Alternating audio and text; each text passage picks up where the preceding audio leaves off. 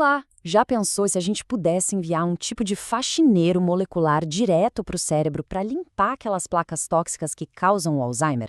Pois é, hoje vamos mergulhar numa pesquisa super inovadora que propõe exatamente isso, usando uma tecnologia que funciona como um sistema de entrega inteligente. Essa citação do estudo já vai direto ao ponto, né? Os tratamentos que a gente tem hoje para Alzheimer vivem um dilema. Como é que se ataca a doença sem causar danos colaterais? A resposta, quem sabe, está numa abordagem totalmente nova. Vamos entender que abordagem é essa. Para a gente entender a dimensão dessa nova tecnologia, primeiro a gente precisa entender o tamanho do desafio. O Alzheimer é um inimigo, assim, bem persistente, e a ciência está numa batalha longa e bem complexa para achar uma solução que seja, ao mesmo tempo, eficaz e segura. E aqui está o grande impasse. De um lado, a gente tem tratamentos com anticorpos que, olha, eles conseguem sim reduzir as placas de beta-amiloide. O problema é que do outro lado, como a gente vê aqui, esses mesmos tratamentos podem trazer efeitos colaterais bem perigosos, que são chamados de ARIA. Essa sigla basicamente significa inchaço e sangramento no cérebro. Então a grande questão é, como ter o benefício sem correr o risco? E é justamente para tentar resolver esse dilema que surge uma nova tecnologia. Então, vamos conhecer a grande estrela dessa história científica, a plataforma SPTAC. O nome pode até parecer complicado, SPITAC, mas a ideia por trás é simplesmente genial. Pense nessa molécula como se fosse um agente especial. Ela foi criada do zero, em laboratório, com uma missão bem clara: encontrar uma proteína tóxica, se agarrar nela e levar para o lixo da célula para ser destruída. Simples assim. O segredo todo do SPITAC está no seu design, que é modular. É quase como um canivete suíço molecular. Se a gente olhar aqui no diagrama, dá para ver que ele tem dois braços. Um deles foi feito para se ligar especificamente nas placas de beta-amiloide, o outro braço se conecta num receptor chamado LRP1, que age como uma espécie de portão de entrada para as células. E um conector flexível une tudo, permitindo que a molécula faça seu trabalho com uma precisão incrível. O jeito como o SPITAC age é tão engenhoso que dá para comparar com uma missão de infiltração. É como se fosse um cavalo de Troia molecular, sabe? Projetado para enganar as defesas do nosso corpo e atacar o inimigo de dentro para fora. Essa missão do SPITAC acontece em 3 passos que são cruciais. Primeiro, ele tem que conseguir entrar no cérebro, que é um lugar super protegido. Depois, ele precisa achar e marcar o alvo dele. E, por fim, tem que levar esse alvo para ser destruído. Vamos ver cada um desses passos em detalhe.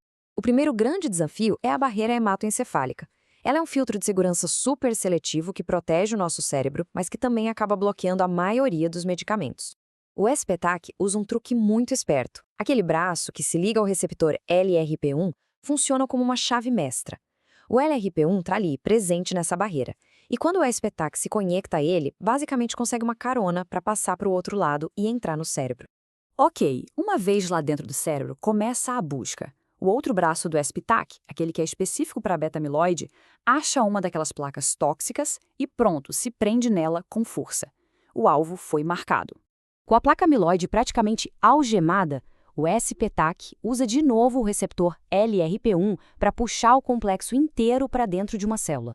E lá, ele entrega sua carga tóxica direto para o lisossomo, que é basicamente o incinerador da célula. A placa é toda quebrada e eliminada. Missão cumprida. Bom, a teoria é super elegante, mas a pergunta que não quer calar é: isso funciona na prática? Os pesquisadores testaram essa plataforma em camundongos com um modelo da doença de Alzheimer, e os resultados, como a gente vai ver agora, são bem impressionantes. E essa imagem aqui, nossa, ela ilustra a eficácia de um jeito incrível.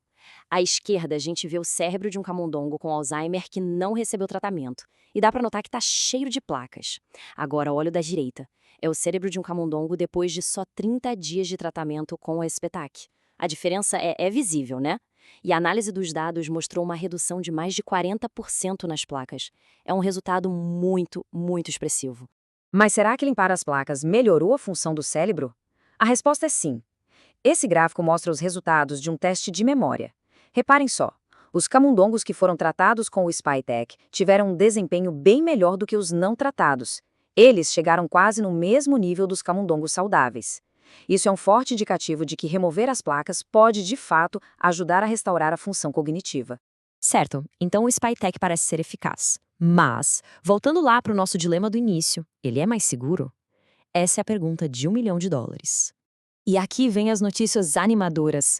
O estudo descobriu que, ao limpar as placas, o SPTAC causou bem menos microhemorragias e inflamação no cérebro quando comparado com os tratamentos de anticorpos. Isso sugere que pode ser uma ferramenta muito mais precisa e, digamos, menos destrutiva. E tem mais um ponto super importante para a segurança. Alguns tratamentos com anticorpos acabam piorando o acúmulo de amiloide nos vasos sanguíneos do cérebro. Mas o tratamento com o SPTAC, pelo que os testes mostraram, não causou esse efeito colateral perigoso. Isso reforça ainda mais o seu perfil de segurança. Agora, talvez a parte mais revolucionária disso tudo é que o SPTAC não é só uma possível solução para Alzheimer. Ele é uma plataforma. O potencial dele vai muito além de uma única doença. Vamos ver o que pode vir por aí. Então, vamos resumir os pontos principais. Primeiro, o design é modular. Isso quer dizer que, em teoria, a gente pode trocar o braço que pega a beta-amiloide por um que pega outra proteína tóxica, abrindo caminho para tratar outras doenças. Segundo, ele resolve aquele problemão de atravessar a barreira hematoencefálica. Terceiro, o perfil de segurança parece ser bem melhor nos estudos iniciais. E por último, por ser totalmente sintético, a produção dele pode ser mais simples e barata que a de anticorpos. E isso nos leva à pergunta final. Será que estamos diante de uma plataforma que pode ser personalizada para caçar e destruir diferentes proteínas que causam doenças? Se a resposta for sim, então reprogramar esses transportadores moleculares pode ser não só uma nova arma contra o Alzheimer, mas uma verdadeira revolução no jeito como a gente trata uma série de outras doenças.